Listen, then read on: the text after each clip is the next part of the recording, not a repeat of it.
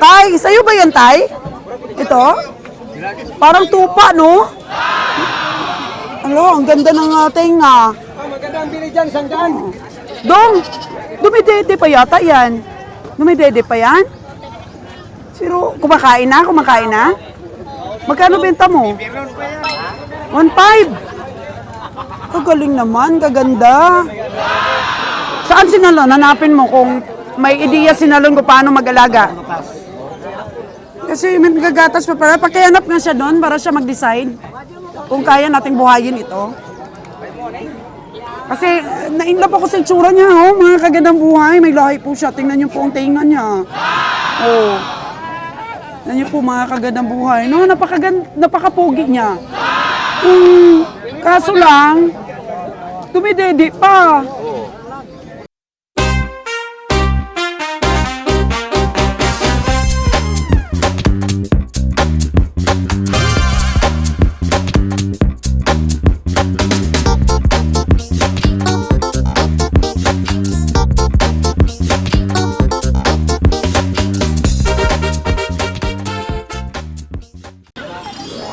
So, sige po, ito. Napasarap po ang kwentuhan natin sa isang taga-komprador. From Masbate po, mga kagandang buhay. At wala po dito si Danny ngayon. Siya po talaga ang namimili. Oo. So, sa kanya, pwede niya daw bilhin ang medyo mas mahal-mahal ang presyo dahil for dispersal po sa kanya. Isang security guard. At ngayon po ay pinasok ang ganito negosyo. So, ayan po mga kagandang buhay. Good morning, good morning, good morning once again. At dito pa rin po ako sa Basak Livestock Auction Market.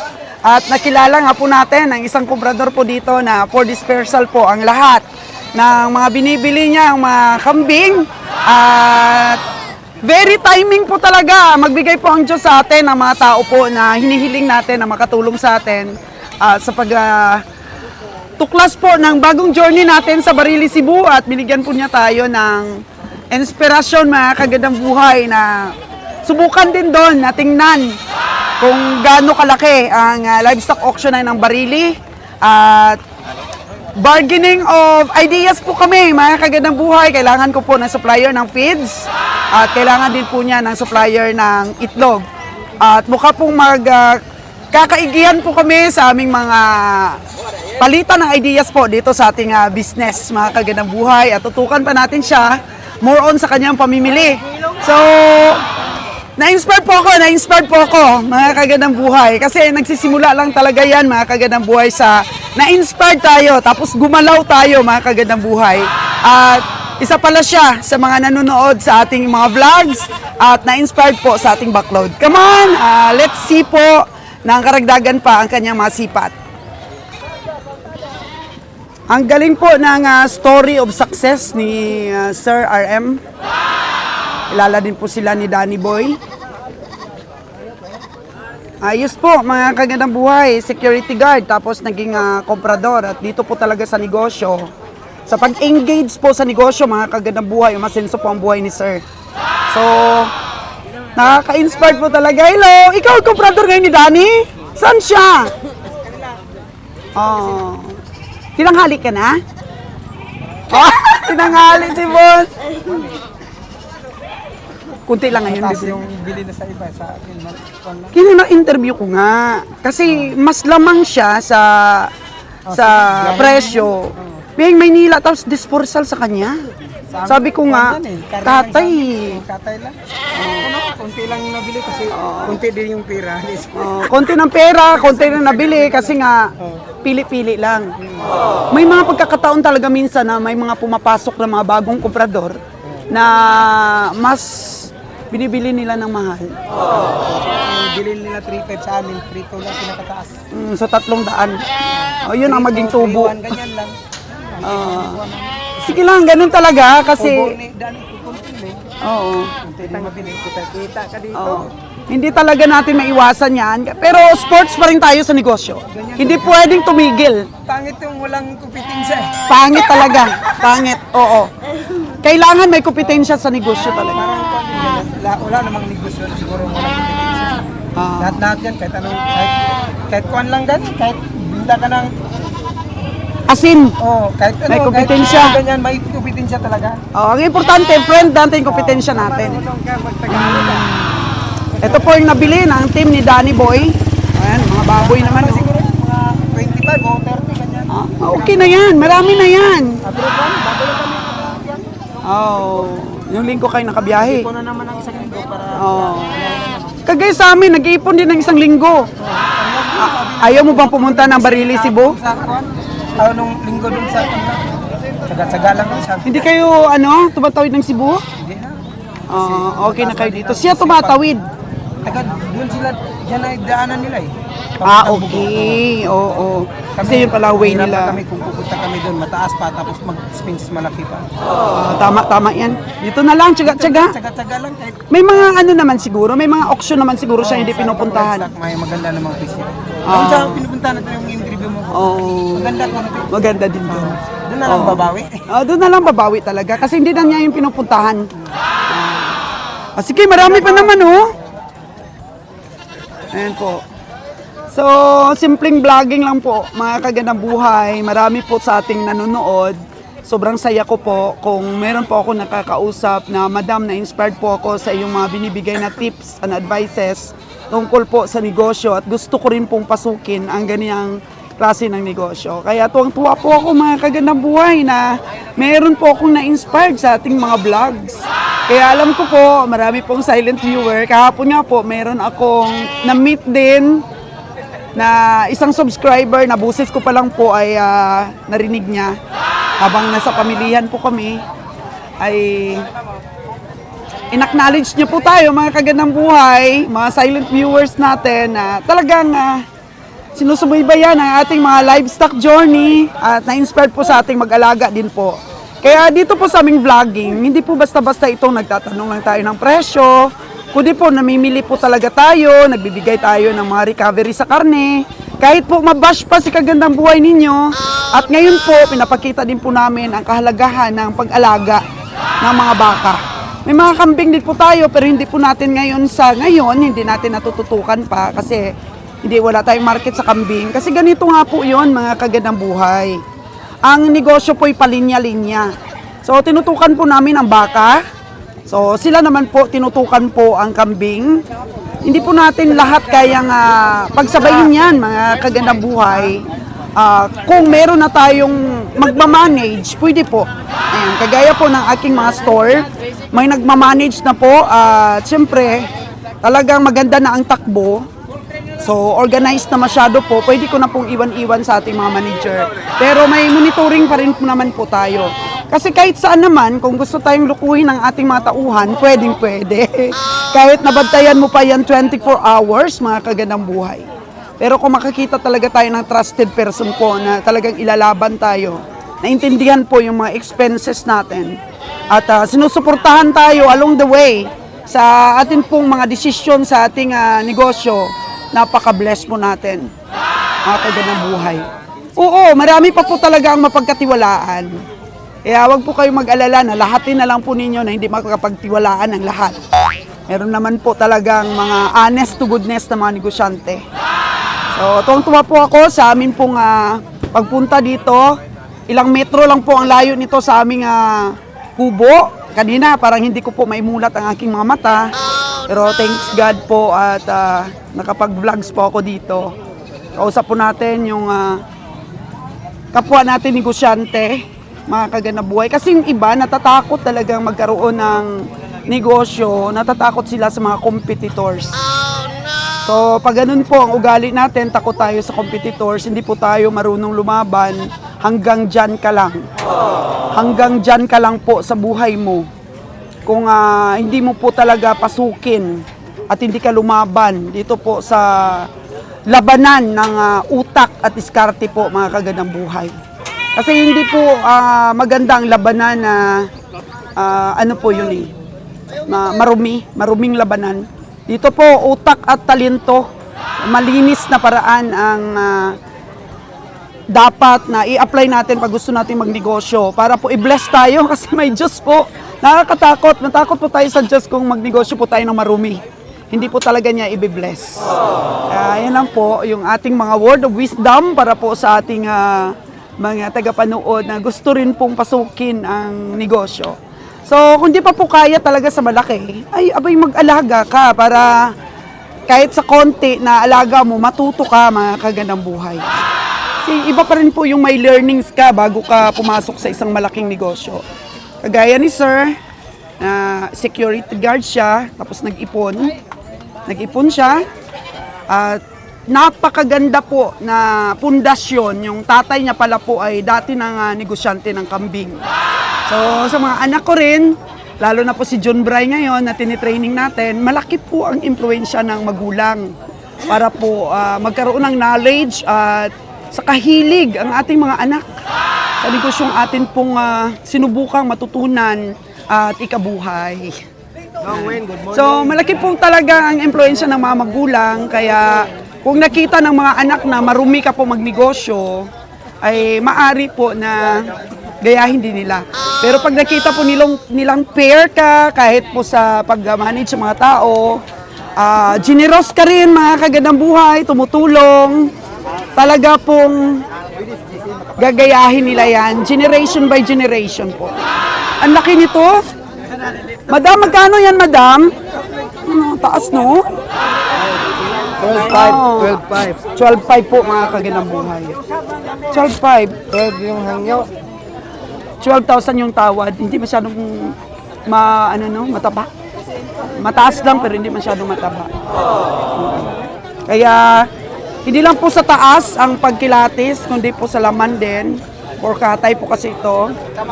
Pero pag ipatining mo ito mga kagandang buhay, malaki ito. Yan. Ma'am Sol. Oo, hello! Yung mga kaibigan natin, Stockyard Life. So ano ngayon ang kaganapan? Namimili ka pa rin ng kambing? So, ibinta pa namin. Dalawa. Nag-dispersal ka na rin. Antog-antog. Bayan sila lang. Buy and sell. Hindi ka na nagkakatay. Nagkatay din. Nagkakatay pa rin. Kambing. Yan. Kambing na, hindi na baka. Hindi na, mahal. Sobrang Mahal na. Oo. Hindi na kayang kitaan. Dati sa Bilog. Bakit grabe mahal. Grabe na mahal ngayon, no? Kaya matira't matibay talaga mga negosyante. So, dumaan ka na lang sa antog-antog kasi may kita pa rin. Mamili din ako para katayin. Kambing. Oo. Kambing. Oo. Ayan. Walang masama kahit saan kayo dumaan basta malinis na kita. Ayan. Kasi may learnings lahat. Araw-araw natin ginagawa. Nagkakaroon tayo ng learnings. At idea po kung paano tayo kumita. Sabi ng mga tao dito, nako, hello. Sabi nila, hala, ganito pala si may Madam Sols pag nagsalita, di mo maidisturbo, tuloy-tuloy ang salita. Di ba? Nakita ko si Madam sa sa YouTube. Talagang tama pa lang sabi nila na tuloy-tuloy magsalita, walang dugtong-dugtong. Thank you po sa aking mga tagapanood, taga-subaybay po ng aking channel. Magkano yan? Ano lang ito ma'am, 3.8. Magkano tawad nila? at nawaran lang ng 3.5. 3.5. Talaga, 3.5 yung bili namin. Patas lang, ako lang. Inantog-antog. 3.5 din bili ninyo. Dapat mabinta mong 3.8 para may 300 ka. 100 kami. Oh. Hindi, walang ginansya ma'am. Walang ginansya. Patas lang yung bili namin dito. Mas maganda na lang rin yung patas kaysa lugi. Okay naman. Minsan may sala din kasi ang mata natin.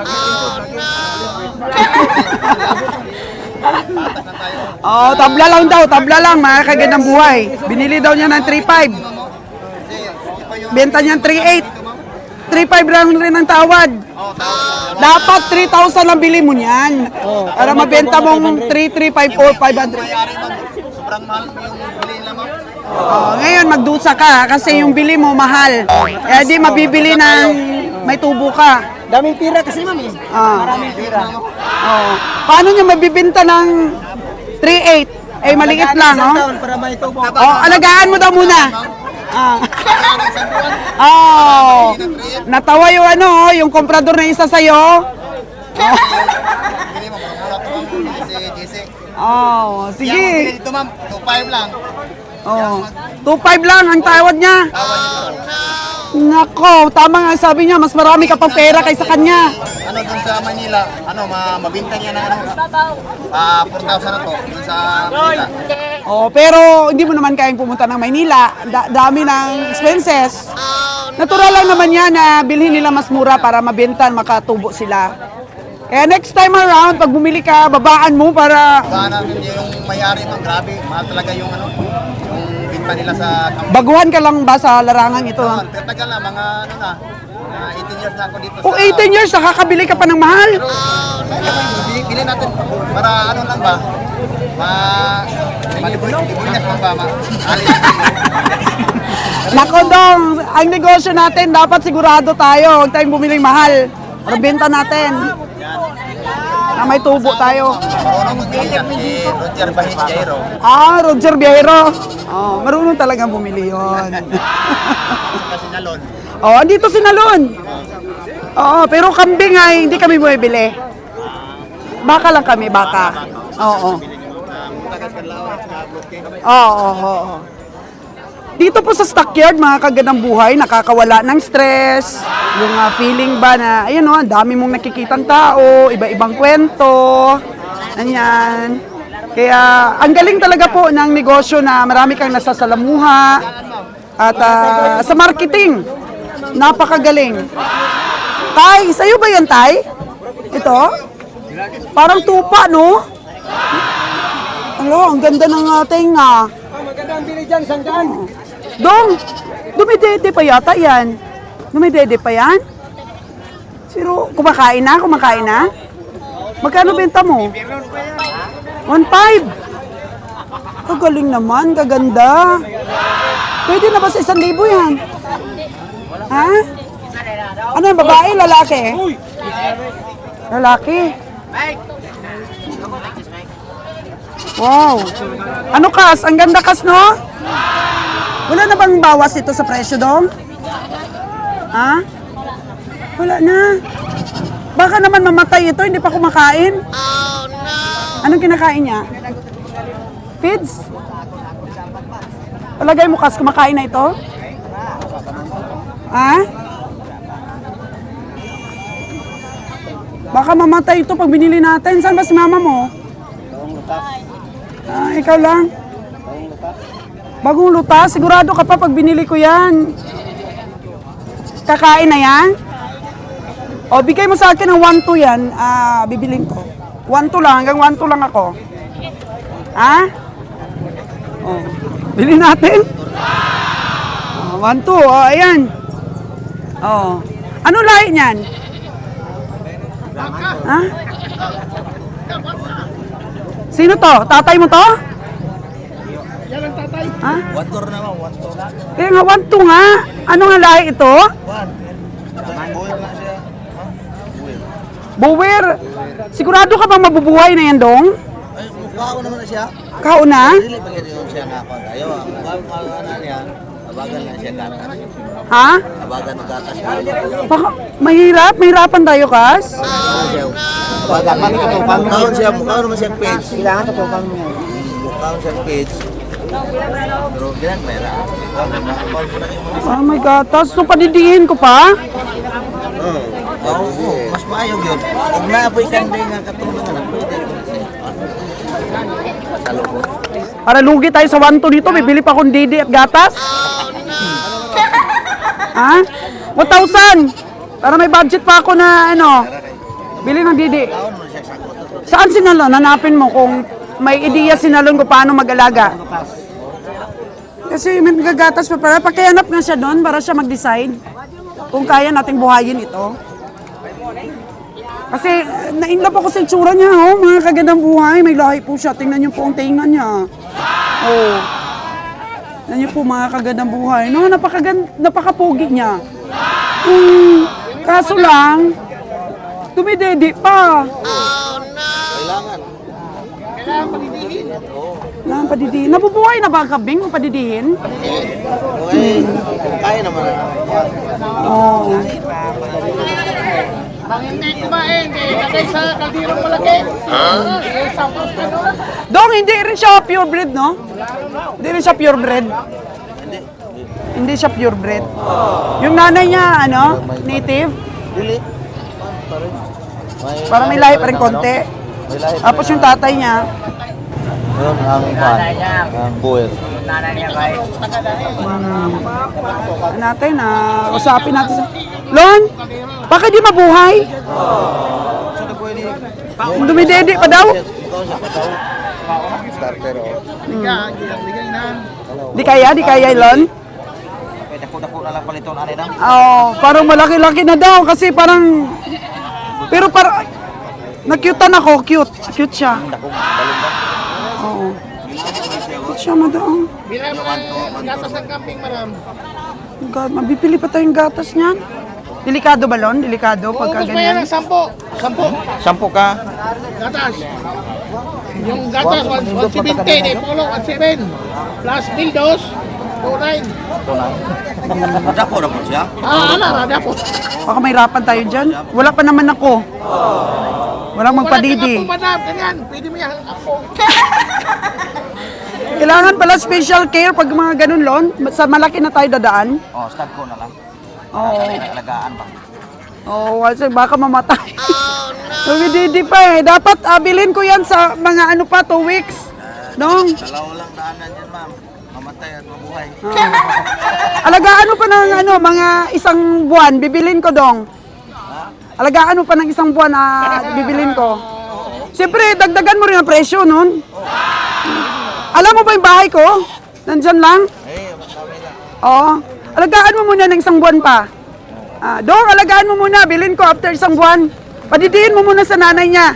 So, dagdagan mo na lang ang presyo. Di ba, Dong? Oo, pwede. O, tapos dalhin mo doon sa bahay. Huwag din niya mabili. Kung hindi mabili. Oo. Sige, yun na lang usapan natin dong ha. Kasi kawawa ko, kailangan pa niya ng nanay. Oo. Kailangan pa ng nanay. So, mine ko na yan after 1 month. Pwede na, no? Nalon? After 1 month. Sige, dagdagan mo na lang presyo dong ha. Pagka after 1 month. Oo. Ay, ito na naman to, maingay na to. Oh, are. Oo. Naku, mga kaganang buhay, lumakas pa ang ulan. Lumakas ang ulan. Buti na lang, meron po kami tag-isa-isang payong. Ayan. Oo. Lumakas ang ulan, oh. So, ayun po yung kambing, after 1 month, benta nila sa akin. After 1 month. Pag hindi po nabili dito, padidihin mo na sa nanay. Oh, lumakas ang ulan, mga kaganang buhay, oh. Oh. Wala na, nawala na yung mga display. Nagsilong na. So, sana kaya dito si Dudong. Ka-interview natin kanina. Silong muna tayo. Silong muna tayo. Ayan, sumilong na sila. So may kasama na tayo Lon mamaya sa Barili, Cebu. Sabi niya napakalaki, pinakamalaking livestock auction daw sa Cebu. Kaya very good talaga yung desisyon ni Kabeng Roger na sumubok tayo doon. Halimbawa pag marami tayong nakursunada doon, pwede naman natin patawirin si Joseph. Hintayin natin siya doon sa livestock. Oo. Oo. Sige. Walang problema. So, pwedeng tayo doon mamili. Salit-salita lang ang team natin. May destination tayo na pwede. Pwede din. Sana maganda din ang presyo doon, ano? Siyempre, sipatin din natin. Mag-adjust tayo. May expenses mapatawid eh. Pwede din tayo mag-antog-antog ng kalabaw. Bili tayo ng kalabaw. Actually, may tumawag kay Kabeng Roger, umu-order ng kalabaw. Oo. Pero yung problema doon, yung presyo naman. Kung magkano ang presyo niya, tumataas na ngayon ang presyo ng mga hayop dito. Ayan. So, dito po sa negosyong livestock buying for slaughter, ganito po ang mararanasan natin. No? Ulan, init, kaykas. Tignan niyo po ang ating itsura ng ating mga paa. Ayan, at ito po talaga ang nakakapagpasigla sa atin, yung may makausap tayong mga negosyante, may nakausap tayong mga farmers na na-inspired po sa atin. At gusto nila makita si Nalon. Actually, doon daw sa Cebu, marami na daw gustong kumausap sa iyo. Marami daw gusto makita kung ano ba talaga sa personal si Nalon. Ayan. So, hindi mo natina yung buhok mo. Oo, makikita nila may puti na yung buhok mo. Okay lang, okay lang. Kasi ang uban ay katalinuhan. Tanda ng katalinuhan, di ba? Si Kas kaya, ano ang itsura ni Kas? Yan, parang wala pa masyadong uban si Kas. Oo. Ako. May uban ang bungot mo. Oo, ang beard niya, mga kagandang buhay, may bungot na. So, puging-pugi ang Kas natin. Siyempre, kadugo ko yan eh. So, ito. Puno na. And then si Danny Boy, ang grupo po ni Danny Boy, konti lang po ngayon ang nabili kasi wala si Danny. At saka medyo, meron na daw silang kompetensya dito mamili na for dispersal. Medyo mahirap daw pong habulin ang presyo ng for dispersal. Kaya kanina nung nakausap ko mga kagandang buhay ay sabi ko, medyo lamang siya sa bilihan, lamang. Lalo na't hindi siya namimili mga kagandang buhay kung ilang porsyento ang lahi ng kambing. Kung di sa taba at ganda siya tumitingin. Kaya napakasarap din mag-alaga ng kambing. Sa amin nga, mga native lang yun. Nag-umpisa tayo, Nalon. Dahil nalugi kayo sa antog-antog nyo ni Kabiyahe, doon tayo nakapag-umpisa na pag-alaga sa kambing. Di natin natutukan. Pero marami na kasang ng anak, di ba? Dumami na yung kambing natin. 6 na daw ang anak. So, ayan. So, hanapin na lang natin yung kausap ko kanina. Oo, hingian na lang muna natin ang number niya.